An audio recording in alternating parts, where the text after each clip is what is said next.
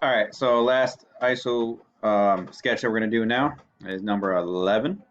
This one we're using a new tool in it called Loft. So I'm going to show you how to do it. First, we're going to make just this box here.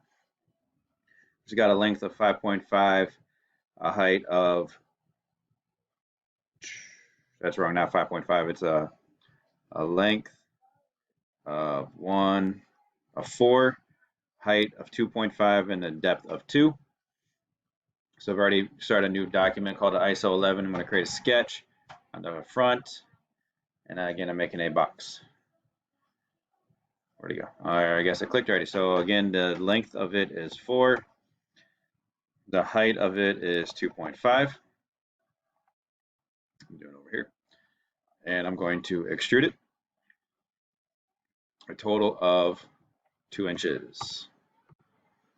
All right, so now what I'm going to do is I'm going to create 2 different sketches. And with those sketches, I'm going to create a triangle here and a triangle on the other side. So follow along carefully. So what I'm going to do is I'm going to do a sketch on this front face. All right, and I'm going to use the line tool. So what I'm going to do, I'm going to go right to the middle of this object here, down at the bottom, and start my first line.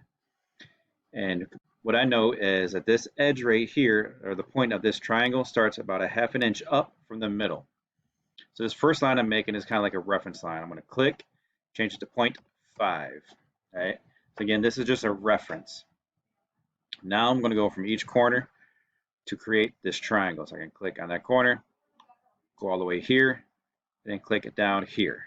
So now I have a triangle there. I'm going to hit escape to close out my line tool, and I'm just going to click on this reference line that I made and delete it. So I'm just left with this triangle. All right, so now what I'm going to do, I'm going to click the green check to finish the sketch. I'm not going to extrude it yet, because what I'm going to do is I'm going to create a line on this. I'm going to create a sketch on the back of this shape here. So sketch on the back there. And I'm going to make this other triangle, which is this back one here. Now this one's a little bit different. All right, I'm going to start with a couple of reference lines. So the triangle starts an inch over, and then it has a total a base here of, let's see, 2. So I'm going to create a line. I'm just going to create a line right from this middle here at the top, not the middle, but right to the edge, over, and again, this has got a base of 2.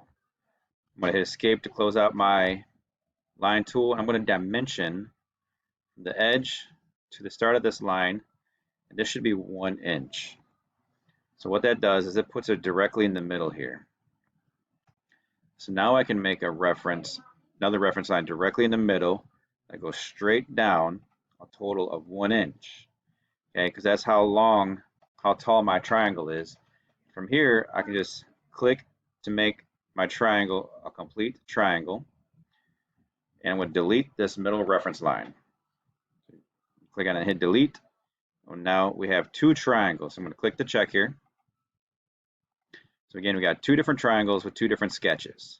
So sketch 2 and sketch 3. It is very important that when you're doing the Loft tool, you have 2 separate sketches. The triangles will not work. The Loft will not work on the same sketch. So up here, there is the Loft tool. It's this right here. It looks kind of look like a cone or something. So I'm going to click on Loft. There's a couple different options that we can do. For this purpose, for the Loft, we're going to do the remove option. Okay, because we're going to cut out this right here. And so what I need to do now is I need to click on my start profile. My start profile, I'm just going to click on this back triangle. Make sure just the triangle is highlighted. Okay, so you click on the back triangle, it highlights it. So that is the face of sketch 3 for me. And then I'm going to click on the other side on this triangle. Okay, now what that does is it lofts the 2 triangles together. And it looks like this, and when I click the green check, okay, it actually cuts away that part. And I'm left with what my shape should look like. Again, we are using the Loft tool for this one. And that is ISO number 11, and that is the rest of all these isometric sketches.